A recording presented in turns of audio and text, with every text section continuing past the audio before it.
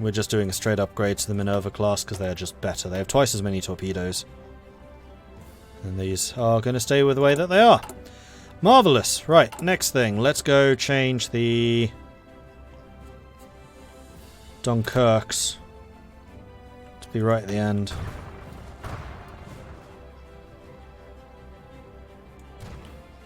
Because these are battleships. And they're going to take a long time to build. And I don't want them using up my build slots. And in fact, they've gone down to 0. So they're not currently using any dockyards, which is great. Aha, here we go. Café René has been built. So let's go to the intelligence agency and click on this button. Doesn't matter which one you click on, it's always going to bring you the full overview. So this is all of the upgrades that you can do. So these are the different researches, the different branches of your intelligence agency. So we have the intelligence departments. This just allows you to target the different areas of the enemy intelligence. We have the defenses. So passive defense decreases the chance that enemy operations and enemy intel is going to happen in you. And you don't need to assign agents to this. It's just automatic counter-espionage. You have anti-partisan, which will reduce the resistance, or rather make it more likely you detect enemy resistance efforts. Operations, which allows you bonuses in these various areas. So blueprint stealing is, for example, stealing technologies. Portable radios will increase your coordinated strike, which I think is like an early war buff that you can generate. Invisible ink will further buff blueprint and gives you more intelligence from operatives and infiltrated assets. So this will increase your intel, which is the amount of information you get about your opponent. This one increases your sabotage and strengthen resistance efficiency operations. And this one makes it more likely that one of your operatives will die if they get captured, because captured operatives can spill information. However, you can rescue operatives. It does take another operation, so if you have a big operation system, then you probably don't want suicide pills. But if you have a very small intelligence agency and you just don't want to invest in rescuing people, you could probably take this. So we might. As Britain, you probably don't want to, but we might. We have operative training. This allows you to get another operative. And it will also increase the chances of getting operatives from enemy nationalities, which is important because you get a pretty hefty bonus for an operative operating in their own nationality's nation. So for example, if you have a German nationality operative, they will be more effective in Germany.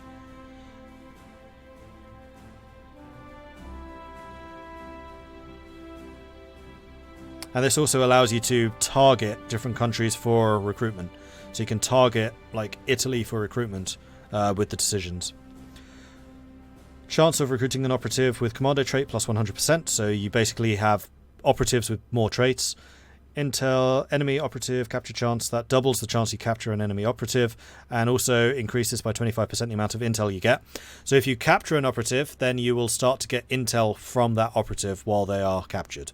Same thing, if one of your guys is captured, they will start spilling intel on your nation to your enemy.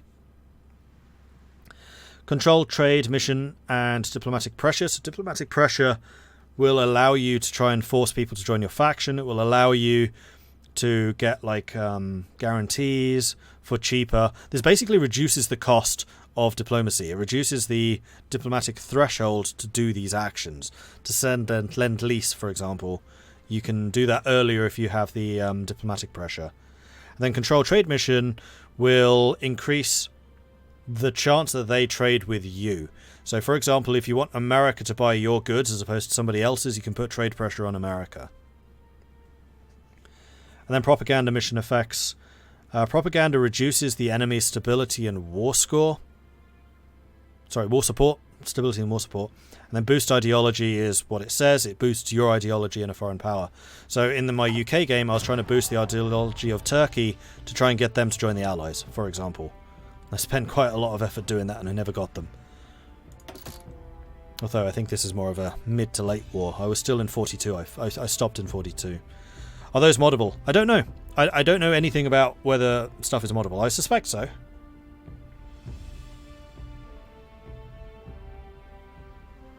Have encrypt, decrypt text been removed from the tech tree? Yes, they're no longer there.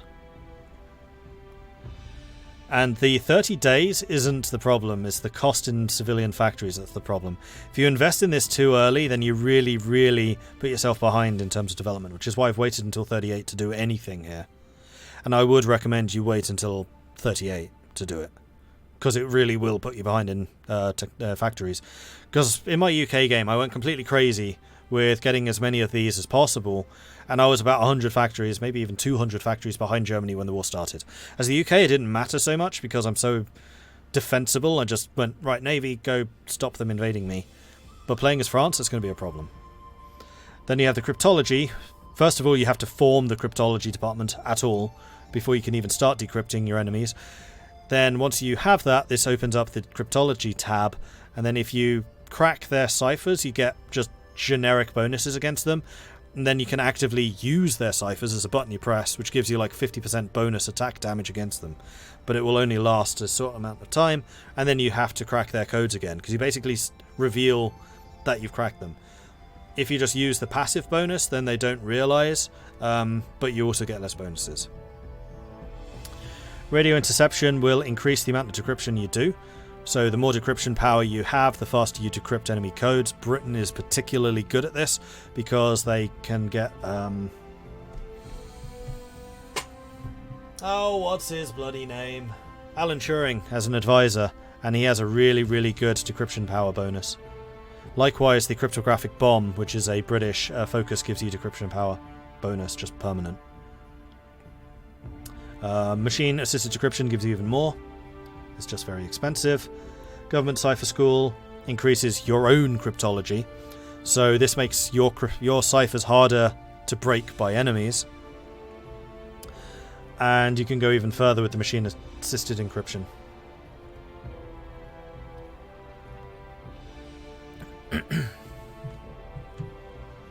It's going to be interesting playing with this system in Kaiserreich when it gets supported. Black Monday crippling your power to develop intel agencies until we can fix it. Yeah, stuff like that. Just opening up new branches, because I strongly suspect that this is moddable. Like, Paradox has a history of making things very, very moddable, so I strongly suspect it will be. Anyway, we are going to open up a couple of departments. Probably these two initially. Economy Civilian will just allow us to get more information about the size and strength of their industry. And then the Army Department will give us more bonuses in seeing what their military is doing. Maybe we'll start with the Army Department. No, we'll start with the economy because we're still at peace. So we're going to start developing that. And then in 28 days' time, we'll be able to recruit our first agent. And when we do that, then we can really start to see what intel we can start to gather, what kind of operations we can do, and how all of that stuff works. The Troll War and Intelligence Agency, now that's a sight to see. Give me information. Whack! More information. Whack! Whoops. Sorry, I just punched my microphone. Oh, what's the quote that they kept on using in Troll Warren? We'll just have to round them up again. Suddenly takes on a whole new meaning. Alright, let's open these up. Because we have got another military factory, and I think I'm just going to double down on getting guns. Like, we just need boots on the ground at this point.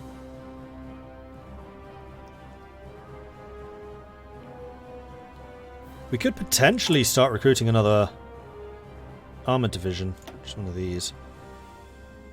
I think I'm going to give you a new icon.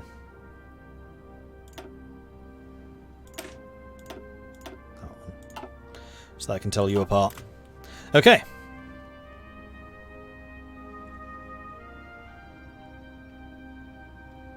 Do I even make tanks? Not at the moment. The UK is guaranteeing our independence. Okay, that's good. Thank you, Britain. We haven't even joined the alliance yet. That is something we should probably do. Maybe at the beginning of 39. We'll take a bit of a gamble here. We can get a political... Ah! Wait, who?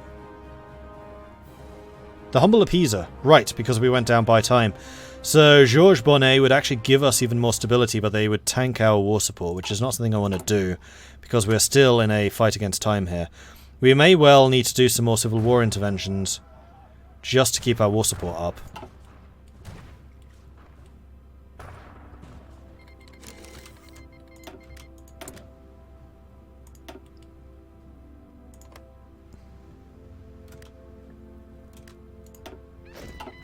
écouter. And this will allow us to start training. Why does France get demobilized? Because I'm already at partial mobilization, but my war score has dropped below 25.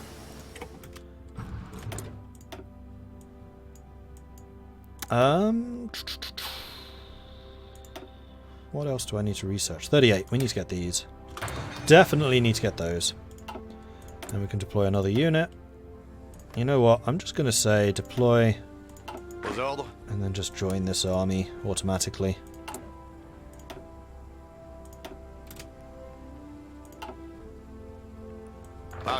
And then they'll start training. I'm not going to have the production of capacity to build radar, so there's no real point researching it. Okay, we have got our civilian economy intel agency department, and we have our first operative. So if we click on this, we can see all of the different operatives available.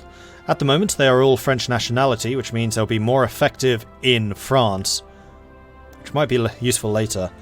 But if we wanted to, for example, spy on Germany, they would be less effective. Unless we have someone with the linguist trait. This operative is natural at picking up new languages, increased chance to acquire target nationality on completion of an operation. So if Jeannie Rousseau was doing operations in Germany, she has an increased chance of gaining German nationality. So we have a couple of people with traits, and we're almost certainly going to be picking someone with a trait up. So we have a seducer, own operative detection chance factor, so he's less likely to be detected. He's more effective at infiltration, 25%, and infiltrating has a 25% less risk. So he's very good at staying hidden. Rousseau, as we saw, was the linguist. We have tough, enemy operative intel extraction rate minus 50%. So if Odette Sampson was captured, she would give up 50% less intel. I think I'd rather have someone who's just less likely to be captured, though. And then we have an infiltrator. Infiltration effectiveness plus 25%, infiltration risk minus 25. So Seducer has those same bonuses, but also has a less chance of being detected. So Seducer is just better than Infiltrator. I think we're going to take Denis Loate, because I really like Infiltration. Infiltration is very strong. Look some of them up on Google and they are real. Nice. Oh, I can share this at last. What would be the best way of doing this? I had the most amazing spy in my UK game, and I couldn't share it when I was playing that game because I was under the embargo. I'm not anymore. Oh, crikey, what would be the easiest way? I'll stick it up on Discord, and then I'll link you to the Discord.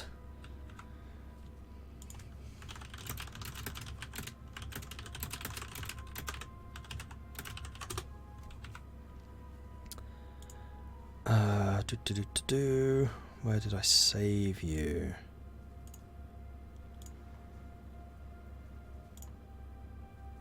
Pictures. Did I put you on YouTube channel thingy? I probably did. Oh no, here it is.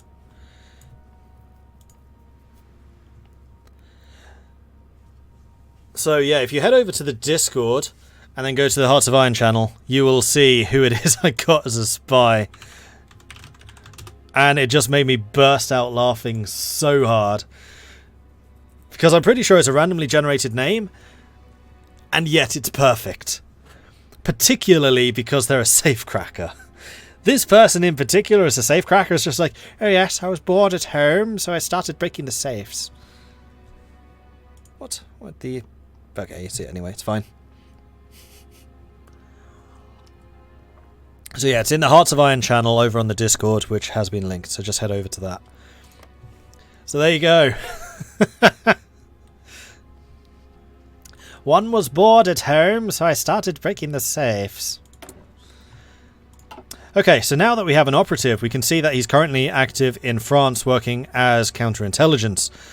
We are going to move you over to Germany. So we're going to select Build Intel Network, and then you can basically choose where in the world you want them active. So we can choose to have them in Hessen, to have them in Brandenburg, to have them in Holstein, to have them in South Germany, Austria, Southeast England, Southwest England, Midlands, etc. I don't know exactly how they determine where they can go, but generally if you hover over these blue areas, it will show you like a different region. There are some regions which don't seem to be spyable. For example, you will notice that Oldenburg, nothing covers it. You can't spy on Weser Ems, apparently. I don't know why, which is annoying, because that's where Wilhelmshaven is. But you can't. But we're going to go to Brandenburg. We're just going to go straight for the heart. And now you will notice that our icon is here in Brandenburg. And he will start creating an intel network in all of those connected states. Looks like it's only the major cities. Yeah, I think so. And surrounding environs. But again, why wouldn't someone in Hessen, for example, go to Weser Ems? I don't know.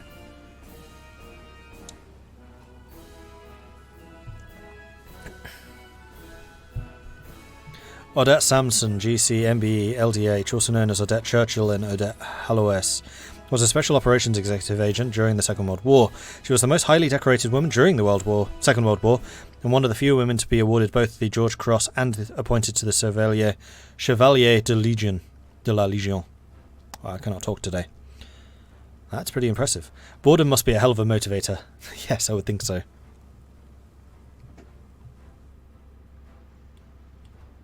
This is the Hearts of Iron 4 version of espionage ideas. Yeah, but it can get pretty potent. So right now we're building up our intel network. The more intel that we build up, the more information we get here in the intel ledger. So right now we're at 3110, 1510. We'll check back in a little bit once the network's been built up, and we'll see exactly what impact that has. Let's go and invest in Algeria and France, then we can do the industrial expansion. Europe is facing dangerous times. We should focus on improving our lands to the south and ensure we can always support the mainland. The United States wants to limit naval rearmament. I already joined this. I suspect it doesn't realise I'm already a signatory, because our country was small and then it's very large again. Isn't counterintelligence better for defending? Yes. But our agent is specifically good for infiltration. So we want them to be infiltrating. Plus, there's a chance that he'll get German nationality, which would be very useful.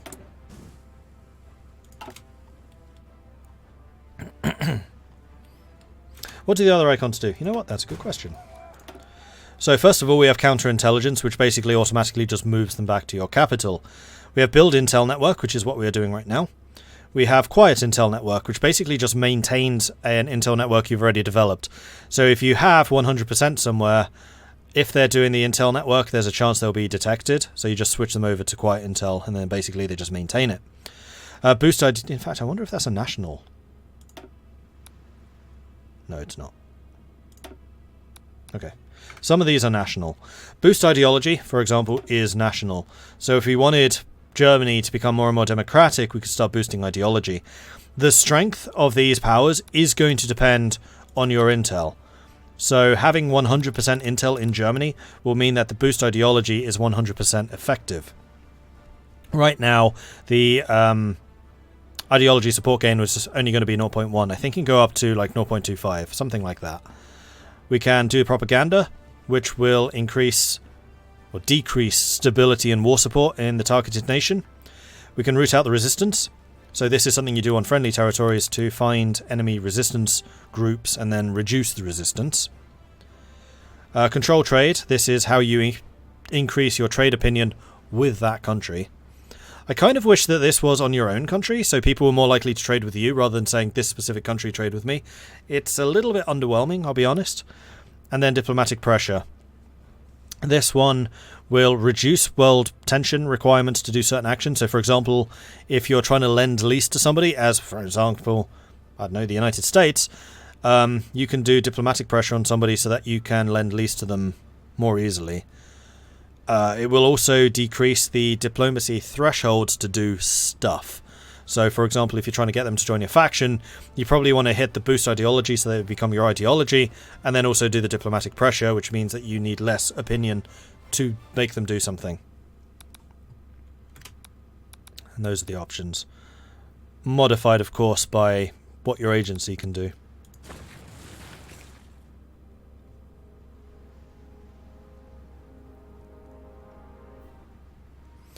So what is this campaign plan?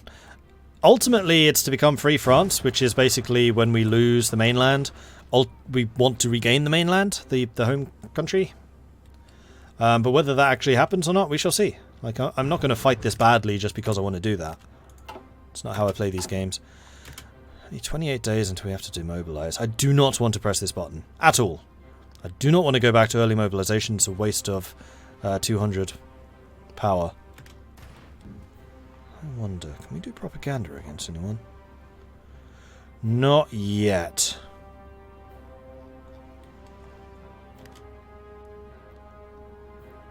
Actually looks like the anarchists are going to surrender later than the Republicans. So we're still going to have to hit some of the French intervention stuff, which will cost us a bit.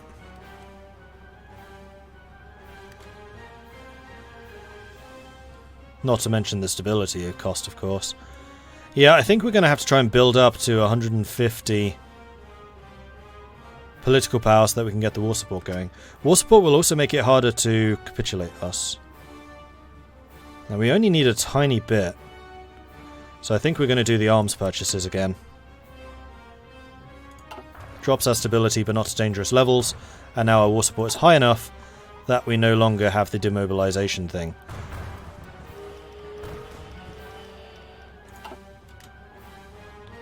German Reich is doing something. So we can now see enough of their civilian network that we can see what their focus is. And they are demanding the Sudetenland. We can't see what they've completed. As our intel goes up, we'll be able to see more of what focuses they've actually done. But right now we can't see that.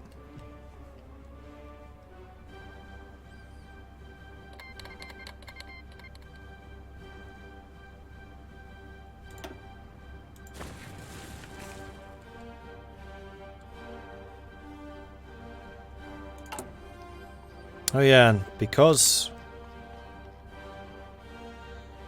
our war support is above 25, we could actually directly intervene in Spain if we wanted to. We've already had the communist uprising. How strong is nationalist Spain?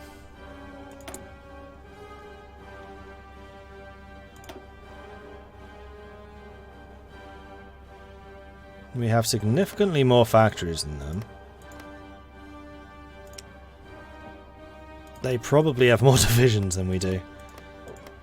But they're busy fighting these two. Should we?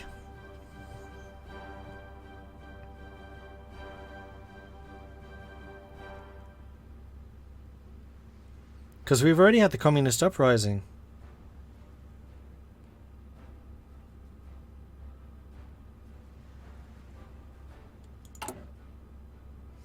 I'm just wondering if this is going to allow them to join like the Axis or something like that. Which would be kind of bad. Because we're not aligned with Britain just yet. War is just good business.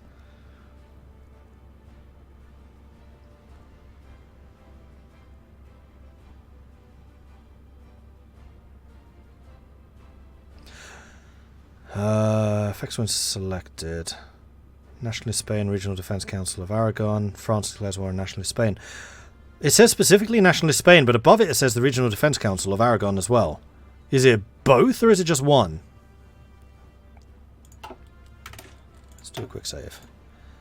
Need to move our armies down there first of all, obviously.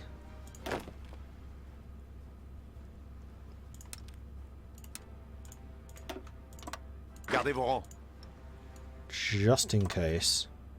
Aux ordres.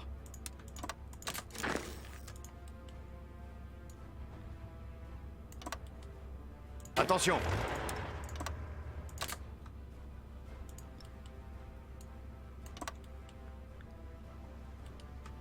Paré.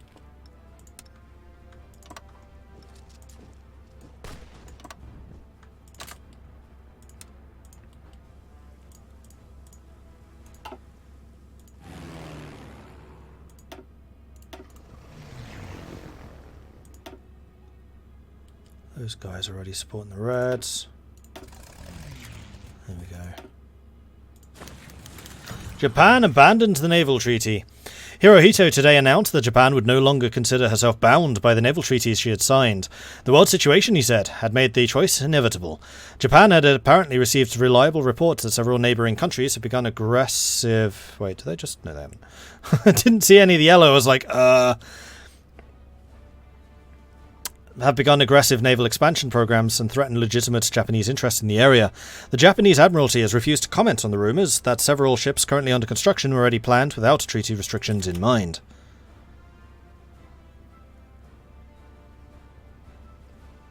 Gardez vos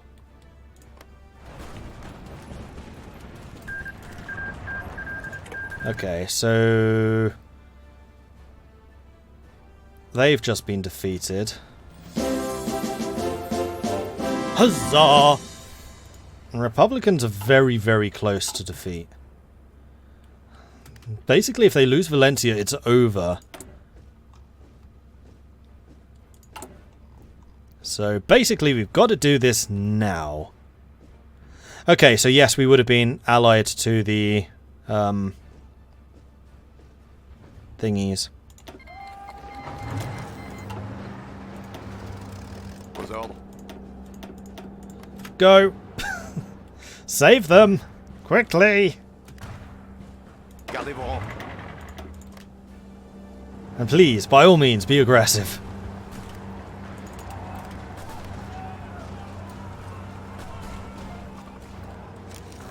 You guys just need to hold Valencia. That's it. Gardez vos rangs. Yeah, don't stop.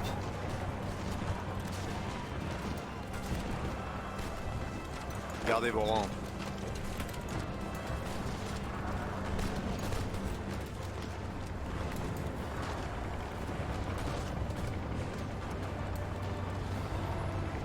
Attention. Écoutez. But we should be relieving a hell of a lot of pressure on them right now. And if I can blitz across the mountains, which we basically have, then the fighting should get a hell of a lot easier. Military access from Spain? Absolutely. Écoutez. There you go, buddy. No, that's them demanding Sudetenland. Because we have a guarantee on the Czechoslovakia, we can basically choose whether we want to get involved or not. I have no intention of getting involved. None. Hell no. And actually, timing this so that the nationalists defeated the anarchists, I think was a really good timing, actually. It's just down to whether they can hold Valencia. Please hold on to Valencia. Attention.